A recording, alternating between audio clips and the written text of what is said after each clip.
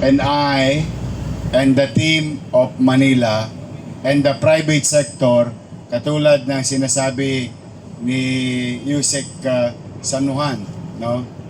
Nagsimula yan doon sa Jones Bridge. Yan. Doon nagsimula lahat yan. After nun Jones Bridge, yung pamilya Yuchenko, mapapansin nyo yung kabila, malinis. Yan, tumulong din ang pamilya Yuchenko. Bagay naman na nung nawala na ako sa pamahalaan, no, siya namang ipinagpatuloy ni Mr. Jerry Acusar din nang na-appoint siya bilang housing SAR ng ating bansa at ang ating First Lady at ng ating Presidente na ito'y ituloy itong ating Pasig River Rehabilitation. Siya namang, ikinalulugod ng taong bayan. Sek Jerry, nagbunga naman ang puyat pagod at alam ko hindi ka pa bayad. Abono ho yan.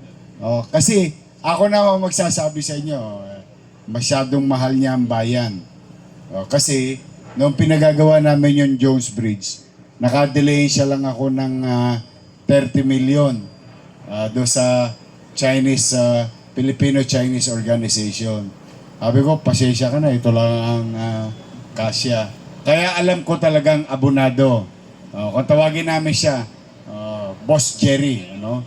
Pero mas kilala natin siya as Sec Jerry. Abonado yan sa Jones Bridge. Kaya hindi ako magtataka, abonado rin dito yan sa Esplanade. Kaya sa mga taga Maynila, na batang Maynila nandito, at sa inyo mga dumadako sa Maynila, siguro ngayong Pasko ang iregalo natin kay Secretary Jerry Tess. Ang iregalo man lang natin kay Sec Jerry, no? Pwede ba palakpakan natin si Sec Jerry Acusar? Siya yan.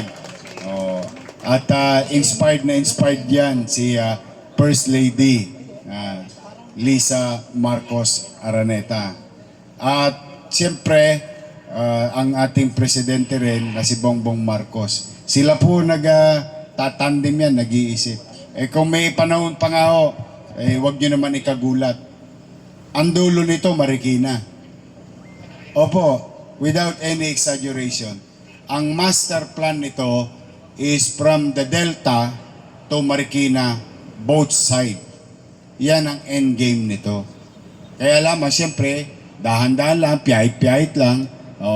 Kaya tama yung sinasabi ni Yusek San Juan, Prisco San Juan, na pag tumulong ang mga private sector, may mararating tayo.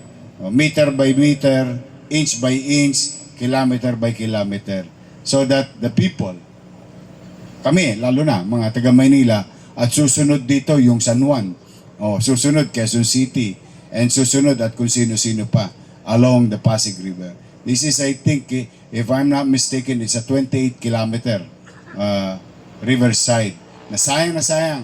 Pag pumunta kayo sa abroad, bagay yung iba dito sa inyo, nakapunta na sa Singapore. Napakamahal, napakaganda, napaka-valuable sa buhay ng tao at sa ekonomiya, lahat ng development sa Riverside. Kaya naman kami dito sa Maynila ay taus-pusong nagpapasalamat kay Secretary Jerry Acusar, sa MMDA, kay First Lady at kay Presidente dahil meron kaming pasyalang ganito nang walang tosgas ang Maynila.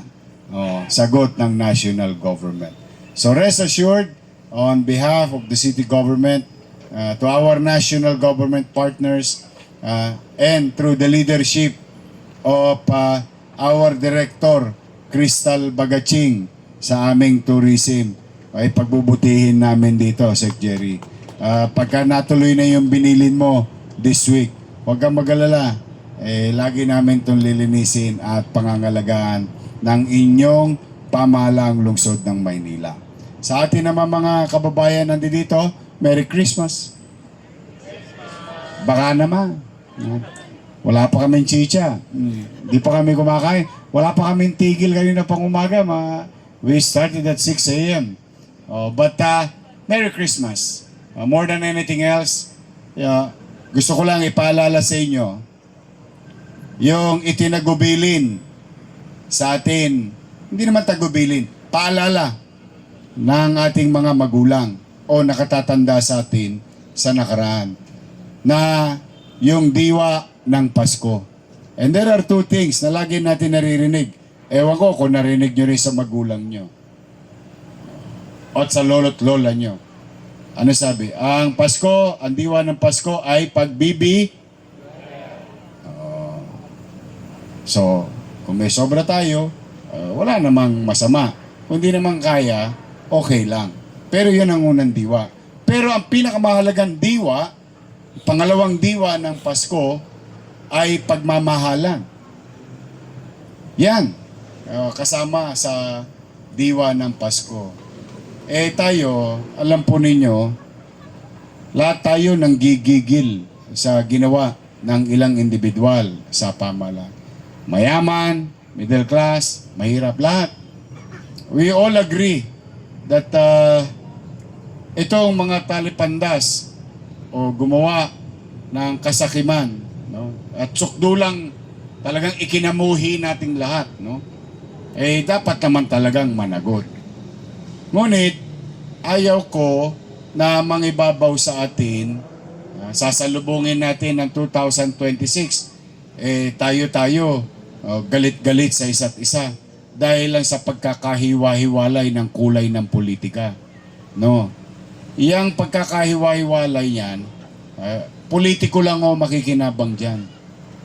At the end of the day, yung pagsasalin-salin, sila-sila lang yan. Politiko lang yan.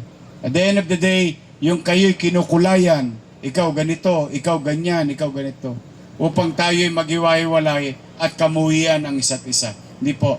Ang dapat natin bigyan ng pagtuon ng pansin. Yung mga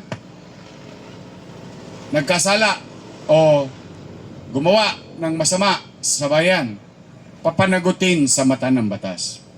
Tayo naman mga Pilipino, let's move on with our lives. We must continue to support each other, love each other, care to each other. Yun dapat ang mangibabaw sa atin. We should not wish our government to fail. Huwag tayong makikinig doon sa mga urot. Kasi yung mga urot, pag nagkaroon ng kaguluhan, lilipad lang yun sa abroad. Sino maiiwan? Tayo. Kawawa na naman tayo. Kaya, huwag natin ipangibabaw yung toxicity. Malungkot yun nangyari. Hindi katanggap-tanggap. But we have to continue to believe that the system works for us. And we come together. Start showing care, empathy, and love to one another. And we must anchor ourselves into hope. Hoping that someday, somehow, come 2026, no? Sisikat din ang araw sa buhay ng bawat pamilyang Manileño at bawat Pilipino sa ating bansa. We must do that. Alisin natin ang toxic. Let us not hate each other. We may disagree respectfully among each other, but we must not hate and continue to wish that some people in government should fail in their job. No, kawawa po tayo. Sa ending, sa finals, tayo rin na magkikita. Kaya po, sana mangibabaw sa atin ang pag-uunawaan, pagkakaisa, at pagmamahalan ngayong Paskong ito at sa mga darating pang araw ng buhay natin. Let's refrain from uncertainty or toxicity. Let's just continue to work. Tingnan ninyo, ilan na nakapaghahanap buhay dyan. Tingnan ninyo, ilan na nakikinabang. Tingnan ninyo, ilang mamamayan ang nalulugod sa mga gawaing tambayan ng pamahalaan. Huwag kayong mawalan ng pag-asa. Someday, marami pang ipanganganak na bata na posibleng maging leader, maayos na leader ng ating bansa. So, ayan ang mensahe ko sa lahat sa inyo, mga taga-lungsod at dumadako sa lungsod. At in return naman, o pumanatag kayo kung mayroong mga taga Maynila dito. Huwag kayong mag-alala. Ang pamahalaan ay hindi perpekto, pero pumanatag kayo, magbubuti ako. Magsisikap ako. Pipilitin ko maging epesyente na kayo'y mapaglingkuran ng maayos at mapangalagaan ang katiwasayan at kapanatagan ng pamumuhay sa lungsod ng Maynila ng mamamayan nito at mga taong dumadako sa lungsod ng Maynila. We'll do our best in our own little way and we'll be happy to be of service to each and every one of you. Merry Christmas! Happy New Year! I love you. Magandang gabi at pagpalain nawa kayo ng Pong May Kapal. Manila! God first! Thank you.